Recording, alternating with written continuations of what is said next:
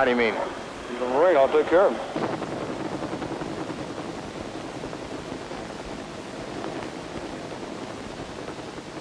I got a lot of pain in that left ankle. That's a good sign.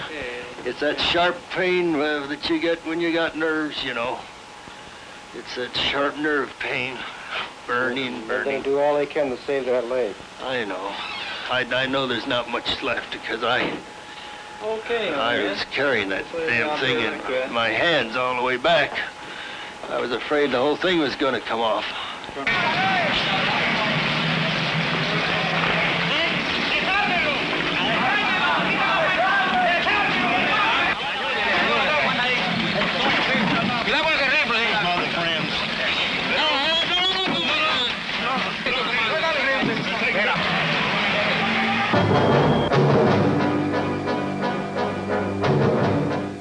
For these Marines, 1965 was a year like no other in history. For the first time, Fleet Marine forces were committed to combat in both hemispheres at once.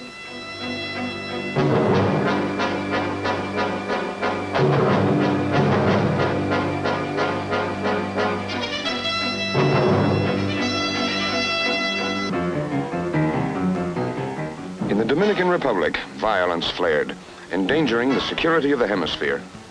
The Marines were sent in.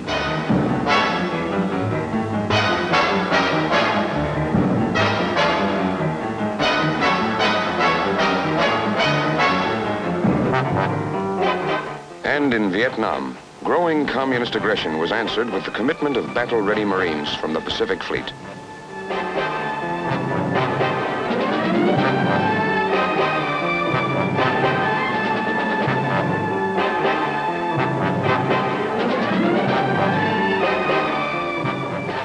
All in all, it was quite a year. This is the story of it.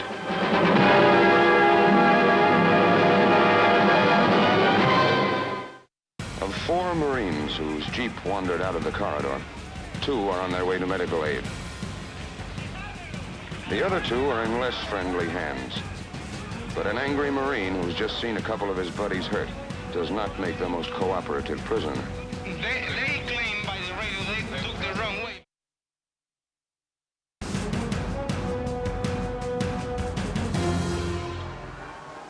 The American nation cannot, must not, and will not permit the establishment of another communist government in the Western Hemisphere.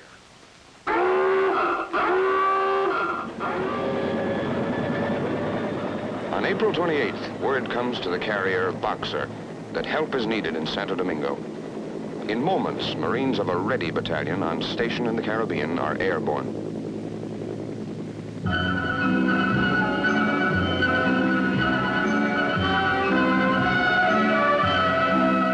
Like 2 other such ready battalions on board ships in the Mediterranean and in the Far East, the unit from the Boxer is able to react literally on a minute's notice.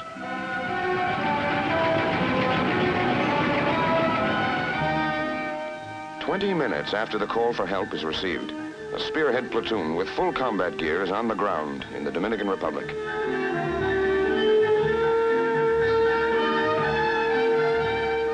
Quickly, the platoon sets up a defense perimeter to assure the safety of the American embassy and of civilians who have taken refuge in the Ambassador Hotel.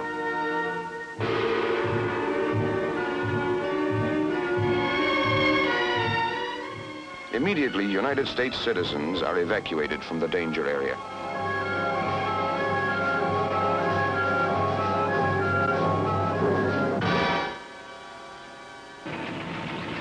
As the situation in Domingo grows worse, the company follows the platoon ashore.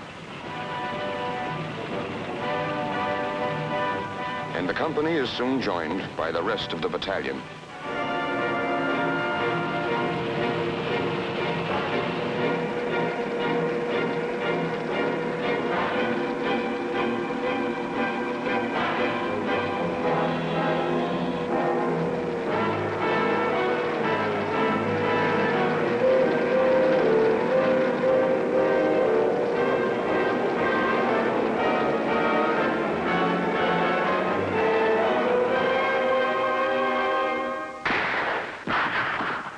One of the first jobs is to clear a corridor for necessary movement and communications, and to provide a buffer zone, a neutral area between rebel forces and Dominican government troops.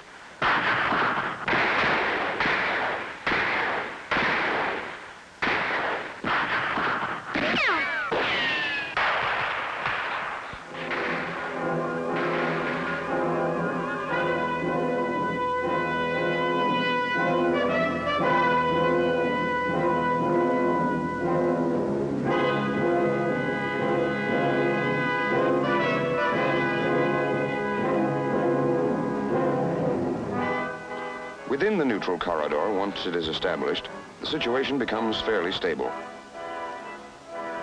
But to wander out of it, even by mistake, can mean trouble.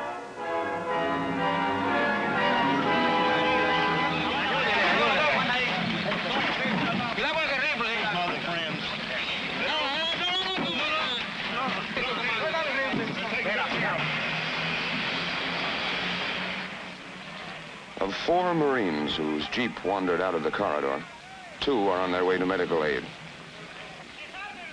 The other 2 are in less friendly hands. But an angry Marine who's just seen a couple of his buddies hurt does not make the most cooperative prisoner. They claim by the radio they took the wrong way, but they were 7 blocks away from the international line. They were on the way to the airport 7 blocks away from the line. We made a wrong turn. We got up halfway up the street. Your people started shooting at us. You hit one of our men. You almost destroyed one of our vehicles. We will treat you as a prisoner and we'll give you all the guarantee, but you better take it easy. Don't be so arrogant. We will not tolerate it. You come to the United States. You can tell your way around just like that. We have already ordered our radio to announce that we are sorry that by carelessness from the American forces, this situation has taken place where innocent where lives are being lost from their side and from our side, and that we hope that they keep their line to avoid trouble. Snipers are a constant problem, but Marines manage to keep their sense of humor. There was this one guy, he couldn't hit anything. Every afternoon, he'd fire a few rounds down our way, and, you know, we'd stay in cover more or less, but he never came close to anybody. We let him alone. I mean, if we cleaned him out, they might have put somebody in there who could shoot.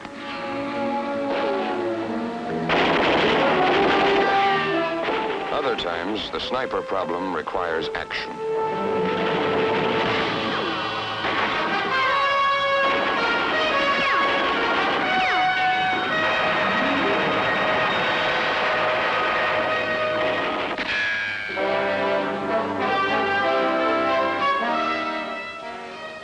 As things settle down, the job becomes one of maintaining security.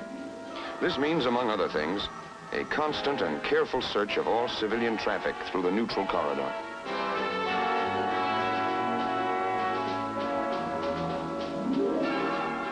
No hiding place is overlooked which might conceal weapons, the means of renewing violence in the corridor.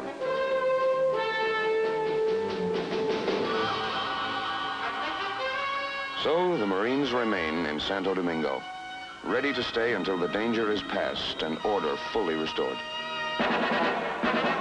Lieutenant Kelly, you can start infiltrating your people down. Start infiltrating your people down.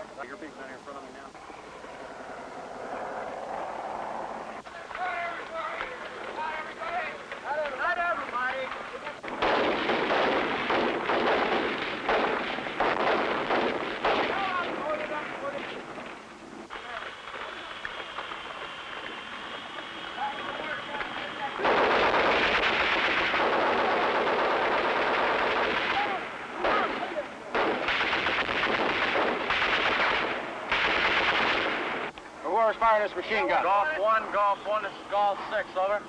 I want more. That was good. He put it right in. I want more over there. Vietnam. A wounded Marine is rescued under heavy enemy fire. His buddy is questioned. Whatever possessed you to go running off into the paddock like that? The Marine. How do you mean? He's a Marine. I'll take care of him. Get the big down here ready to fire. They're bringing those big. Did you carry a weapon with you? I took my 45. Ready to fire. Well, you know, weren't you scared? A little bit after I got out there. Combat is never easy, but in Vietnam, it is especially hard. One big reason, the terrain. Rice paddies with mud boot-top deep or worse. Streams crisscrossing the paddies and valleys.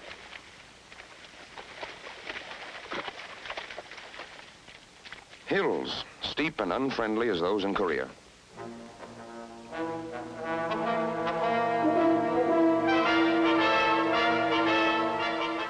Desert-like areas where temperatures hit 130 in the shade, and there isn't any shade. And tropic jungle, hot, steaming, hostile as any the Marines faced in the Pacific during World War II. A prime answer to the near impassability of Vietnamese terrain is the helicopter. Beneath the staccato slap of rotor blades, Marines can move swiftly to wherever the Viet Cong are reported and arrive fresh and ready to function.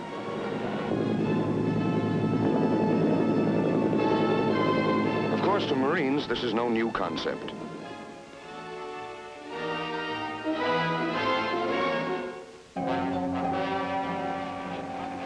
It was in the early 1950s that for the first time, a copter assault was used to take ground in a combat zone. The place, a hilltop in Korea. Combat troops were landed. So were full supplies for their assault. Though it had never been tried before, it had been carefully worked out in advance. The operation was successful. The people who did it were United States Marines. I got a lot of pain in that left ankle. That's a good sign. It's that sharp pain that you get when you got nerves, you know. It's that sharp nerve pain. Burning. They do all they can to save that leg. I know. I know there's not much left because I was carrying that damn thing in my hands all the way back. I was afraid the whole thing was going to come off.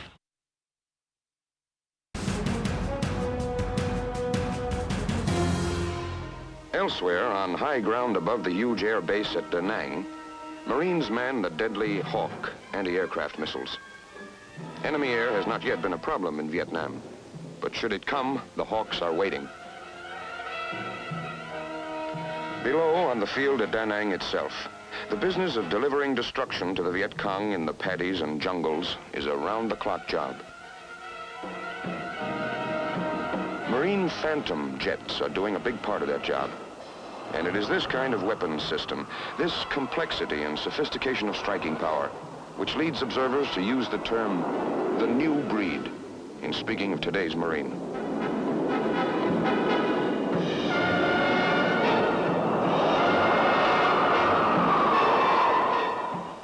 The Phantom can break the sound barrier while climbing out from takeoff and move into action at better than twice the speed of sound.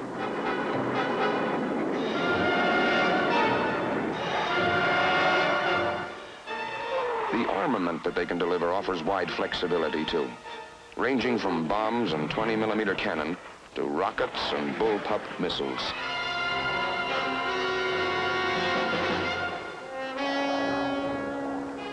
The flame and shrapnel of the Marine jets is not delivered casually. The necessity to be sure of targets, minimize danger for the innocent, is always agonizingly present.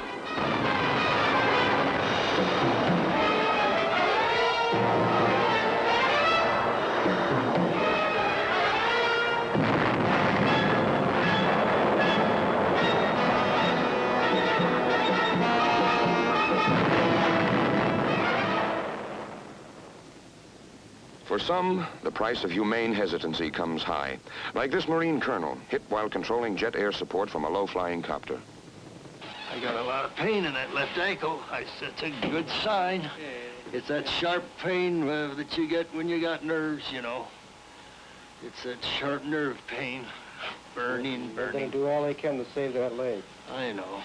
I know there's not much left because I was carrying that damn thing in my hands all the way back.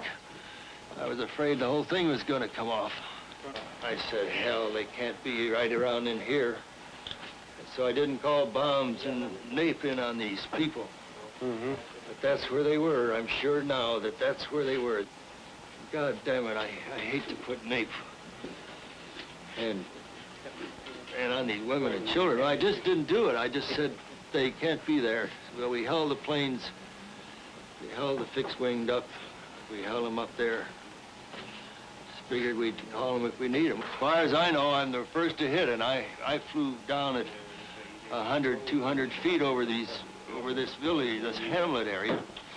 I thought I saw some people in a hole, and I just hung around there too long, and I was too low.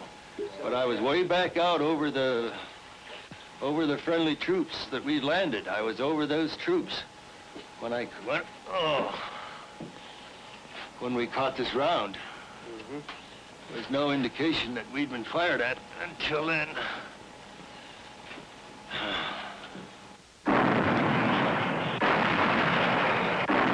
Since all their operations are in coastal areas, the support of naval gunfire is something the Marines in Vietnam can always count on.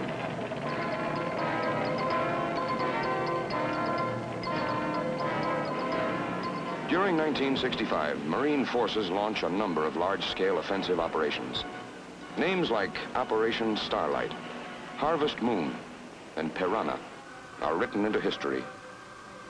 In such operations as these, the young Marines of the new breed engage the Viet Cong guerrillas and take on North Vietnamese regulars as well, in numbers up to regimental strength and greater. Using all the advanced weaponry and mobility at their command, the Marines seek out the enemy, and wherever they find him, they beat him decisively. Not just tactical defeat, disaster. Virtual elimination of organized combat capability is the way the official reports put it.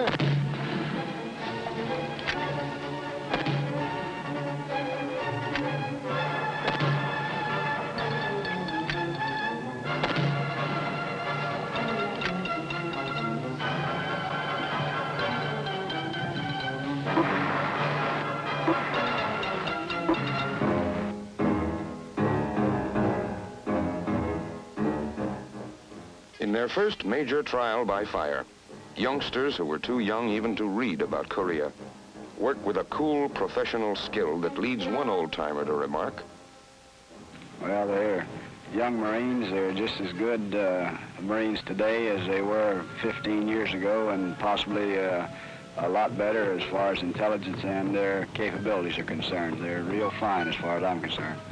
Some of the troops went into here just now, though, didn't they? Yeah, the battalion CP is setting up over in this area here.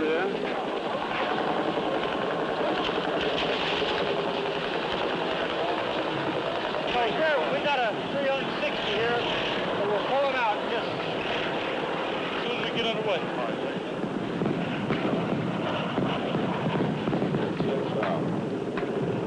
This is 6, over. This is 6, roger, we've got it now, John. I want you to set up your hasty defense in there real quick, get your gun set in, then check it out if you like.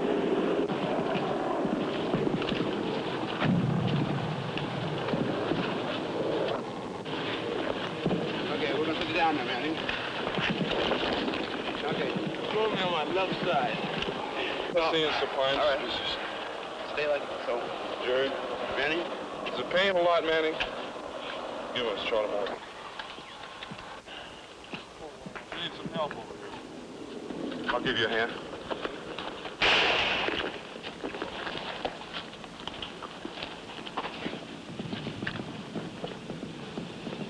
Okay. Coke on the face. You want any more water on your face? Take it easy, man. Okay. Your leg down. Okay. Go back. All the way up, Jerry.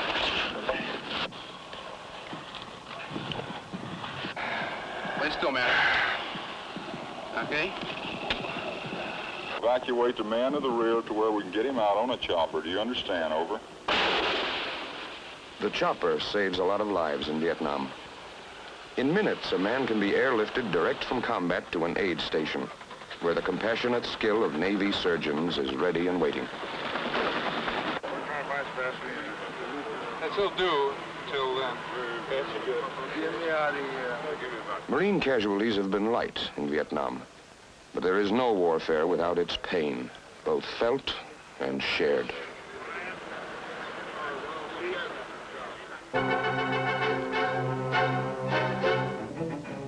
Marines in Vietnam learn fast to take nothing at face value. Far too often, beneath the outer appearance of a harmless civilian, there is the familiar black garb of the Viet Cong guerrilla.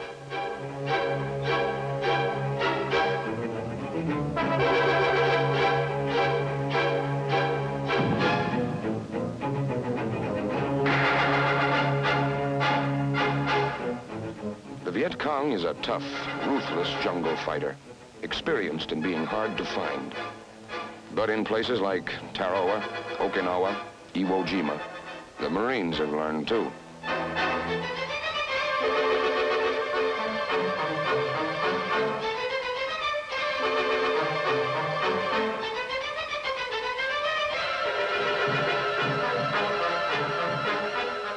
Without their weapons, they look so insignificant. But the VC is hard. His thin, wiry body can take great physical hardship, and his mind will not shrink from burying a village chief alive or executing all village elders, if it might further his aims.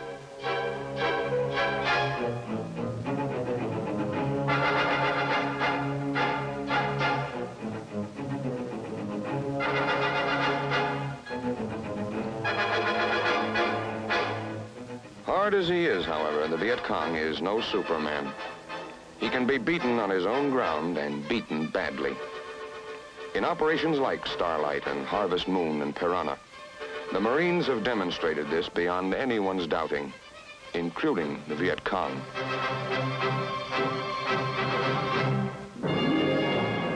The Viet Cong are not the only problem.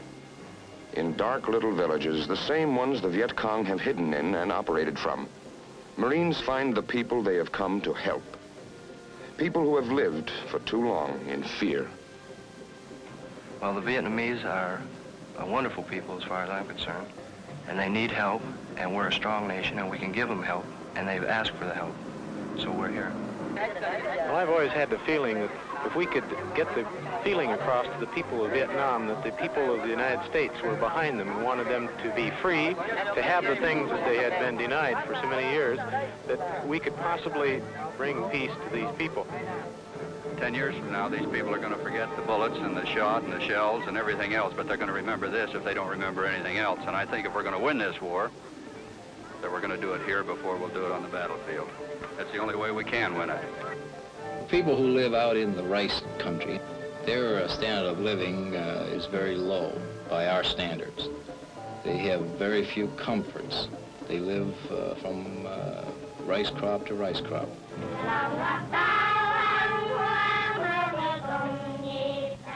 This is the other war in Vietnam, the one in which American fighting men are working with Vietnamese civilians to build hope and strength for the future. It takes many forms. Standing guard, for example, over the harvesting of rice for a village which for years has paid a big part of each crop to the Viet Cong. Helping them bring it in and store it, letting them see that they and their crops are going to be safe from now on. It's simple and it's practical. It's appreciated and it works.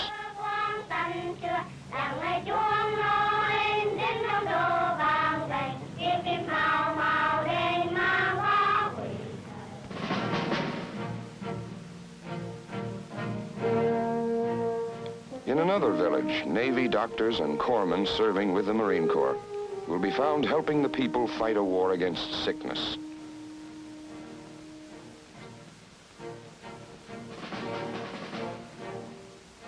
Teaching the fundamentals of sanitation, waging combat against infection,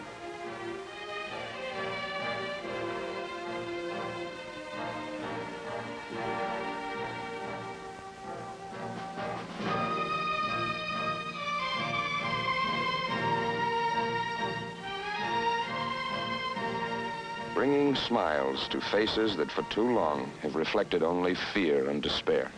We was out in the village below us here, giving out Christmas things that people from the States sent over, and we want to let everyone know back home that the kids they really need a lot, and believe me, they really enjoy everything they get.